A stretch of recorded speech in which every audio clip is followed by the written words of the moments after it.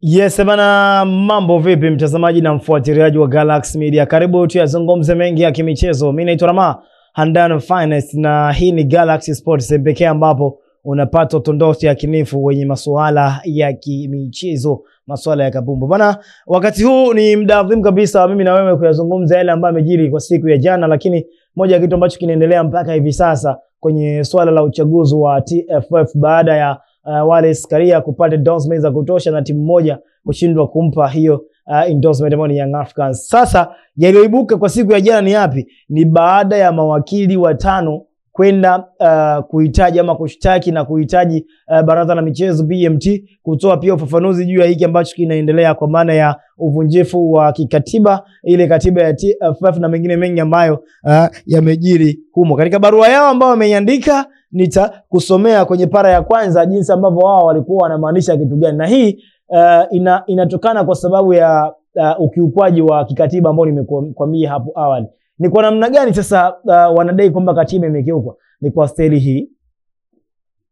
Katika uchaguzi wa TFF inachohitajika ni kwa maana ya katiba ile ya awali kabla ya hii ya kwanza ambayo imeboreshwa mwaka 2021. Ile ya awali ilikuwa inahitaji mgombea wa uraisi ahudumu katika hiyo position kwa muda wa miaka 4, lakini miaka 4 kama muhula wa kwanza na miaka 4 mingine, kwa maana miaka 4 katika vipindi hivi viwili.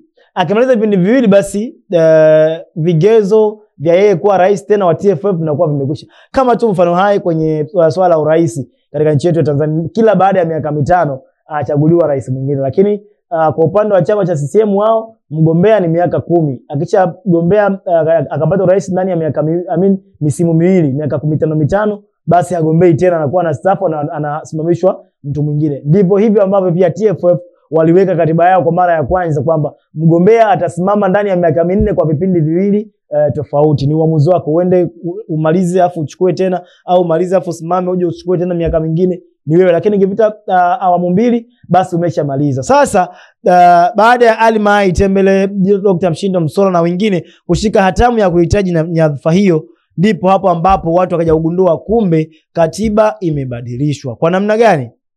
Walipokwenda kuzitafuta endorsement, kama ambavyo nilikusimulia hapo awali kwenye vipindi vya nyuma, maana endorsement ni nini nilikusimulia. Sasa wao walipokwenda kuzihitaji endorsement kutoka katika vilabu pamoja na vyama shiriki kwa kushirikishwa na soka la mpira wa miguu Tanzania, ndipo hapo ambapo wakajua kumbe katiba imebadilishwa. Endorsement zote alizichukua Wallace Karia, wao wakaanza kuweka sasa doubts kwenye hicho kitu ambacho kilikuwa kinaendelea. Ubadilishwaji wa kikatiba umebadilishwa kwa namna gani? Ukiachana kuhudumia shirikisho la soka la mpira wa miguu Tanzania kwa muda wa miaka 4 katika vipindi viwili tofauti ama vipindi viwili vinavyofuatana, sasa hivi imekuwa ni vipindi katika miaka 4 na katika vipindi vitatu, kwa maana kwamba Wallace Karia mpaka sasa hivi ana vipindi vyake viwili. Kwa hivyo anagombea tena kwa maana kipindi cha 3 ndio cha mwisho, ambacho hiki kipindi cha 3 hapo awali kilikuwa hakipo. Kwa hivyo wao wanasema ndo kuna uvunjifu wa kikanuni ama uvunjifu wa kikatiba. Na ukivunja katiba ya TFF kwa maana ya moja kwa moja umevunja katiba ya nchi, kwa maana katiba ya TFF inatungwa kwa kufuata mienendo ya katiba ya nchi ya mwaka 77 jinsi ambavyo imeundwa ama imetengenezwa. Hao mawakili watano ambao wameibua hayo ni wakina nani? Wako nyuma ya nani? Na kwa nini wanafanya hivi? Ngoja kwanza nikujuze majina yao, nikutajie majina yao hao mawakili watano ambao wanajiita mawakili wasomi na wameamua kuja kuibuka na hiyo agenda ya namna hiyo kuelekea uchaguzi huu.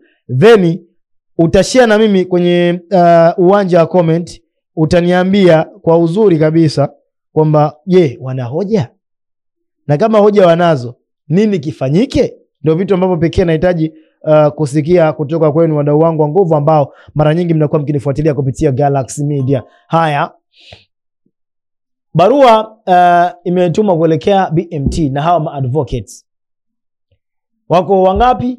5. Hao advocate 5 ni, wa kwanza ni Juma Nasoro, wakili msomi, wenyewe wanajiita mawakili wasomi. Wa pili ni Alois Komba, Wa 3 ni Jeremia Mtobesia. Wa 4 ni Deusdedit DM Luteja. Na wa 5 ni Dennis Tumaini. Hawa ndio mawakili 5 ambao naweza nikasema wameandika barua ya namna hiyo, wakiita Haki Kwanza Advocates, yani wanajiita hivyo. Na barua hiyo imepelekwa moja kwa moja kwa nani? Ndio hii hapa, ngoja nikusomee imepelekwa wapi sasa.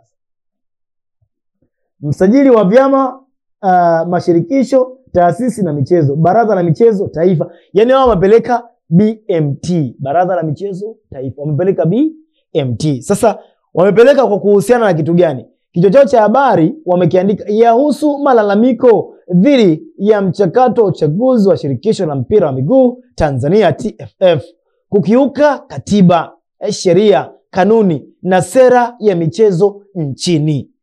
Ndio jinsi ambavyo wao wameformulate heading yao, wakihitaji Baraza la Michezo Tanzania kuwafafanulia kwenye kile ambacho kinaendelea, kwamba wao wakiwa wanasema kwamba TFF imefanya hiyo amendment ya katiba bila kushirikisha Baraza la Michezo. Yani Baraza la Michezo BMT hawajui chochote kuhusiana na hayo maboresho, na ni ukiukaji wa sheria na kanuni za katiba ambayo imewekwa. Lakini katika moja ya para zao wameandika kwamba tunapenda kutaarifu taasisi yako kuwa mchakato wa uchaguzi wa shirikisho la mpira wa miguu Tanzania umeanza, unaendelea, na pengine kama ofisi yako haitochukua hatua za haraka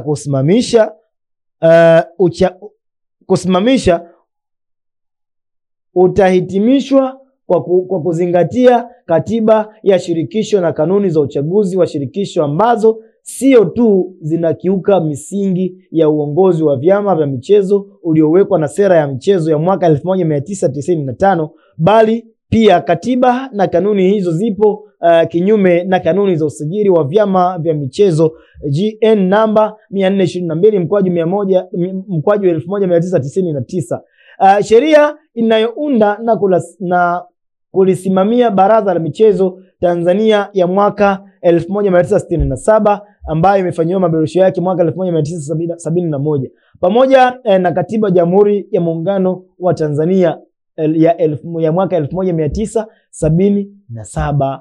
Wakasema kwamba ibara ya 34 ya katiba ya shirikisho la mpira wa miguu Tanzania TFF inatoa sharti kwamba mwanachama kumuunga mkono kwa maana endorsement. Sasa wanachokizungumzia hapa ni kile ambacho nilishawaeleza kwenye kipindi ambacho kilipita kwenye issue ya endorsement, kwamba mwanachama na vyama pamoja na vyama vya soka au wanachama ambao wanazungumzwa na vile vyama vitano pamoja na hizi timu zote za NBC Premier League na timu zingine zote za ligi zote championship, hawa wanatoa kila mmoja anatoa endorsement moja. Sasa hapa anazungumzia kwamba yeye Wallace Karia amekwenda kuchukua endorsement karibia zote kasoro ya club moja ya Young Africans. Sasa kwenye hii notion ambayo ameweka hapa ndipo ambapo mimi nikaamua kuweka nukta na kufikiria kwamba mbona kama hawa watu ni wako nyuma ama nyuma yao wapo Young Africans ambao Yanga wao ni moja kwa moja wanampinga Wallace Karia kwenye huu uchaguzi unaokwenda kutokea hivi karibuni. Sio, mnanielewa?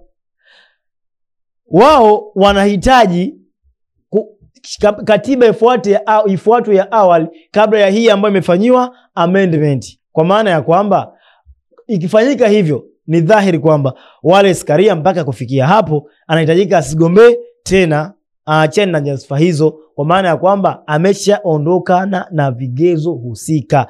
Kugombea ndani ya miaka miwili kugombea ndani kuwa rais kwa muda wa miaka 4 katika vipindi viwili tofauti, kwa maana mpaka sasa amehudumia vipindi 8. Maboresho ya katiba ya sasa yanahitaji yeye agombee tena kwa maana miaka 4 ndani ya vipindi vitatu tofauti, kitu ambacho wao wanasema hiko hakipo na Baraza la Michezo pia hawafahamu. Ndio maana wakaamua kuwatumia hiyo barua na kuhitaji ufafanuzi, aidha wasitishe mchakato huu wa uchaguzi haraka kabla uvunjifu wa kanuni haujafanyika. Kama watu fanya hivyo, basi uchaguzi huo utakuwa ni batili na utavunjwa kutokana na katiba ya TFF ya mwaka huu ambao aliutaja, na pamoja na katiba ya nchi ya mwaka 1977 ambayo yenyewe hii katiba ya TFF ilitungwa kufuata misingi hiyo. Sijui kama hapo tunaelewana. Kwa hivyo hawa wanasheria watano ambao nimekutajia, yani lengo lao kubwa ni hilo, kuhakikisha kwamba katiba haijavunjwa, kanuni hazijavunjwa na sheria zimefuatwa za uchaguzi wa TFF kwa kufuata katiba ambayo ilikuwepo, ambayo hii haijafanywa maboresho bila watu kupewa taarifa. Na inasemekana wanadai kwamba amendment ama maboresho ya katiba ya TFF yamefanywa bila watu kufahamishwa, yamefanywa chini chini. Hao ni wadau jinsi ambavyo wao walikwenda kutoa shutuma yao. Sasa nilikwambia hapo mwanzo, nahitaji kufahamu wewe, kwa hiki ambacho nimekuelezea kinachoendelea kwa hao wanasheria, wana mashiko kiasi gani kutokana na matakwa yao, au hawana mashiko katika upande gani? Na je, wanapohitaji Wallace Karia asigombee tena kwa haya ambao ameyafanya, kwa mazuri ambayo tumeona ameyafanya, wako sahihi? Mimi binafsi nahitaji Wallace Karia aendelee kuwa rais kwa kipindi kingine cha miaka 4 kama cha mwisho, ili haya mazuri ambayo tumeyapata ndani ya miaka hii 8 ayamalizie, yawe timamu, ili akiondoka anaacha msingi ama bezi iliyo imara. Mpaka kufikia hapo sina la ziada. Mimi naitwa Rama, Handani Finest, mjini sina shamba. Bye bye.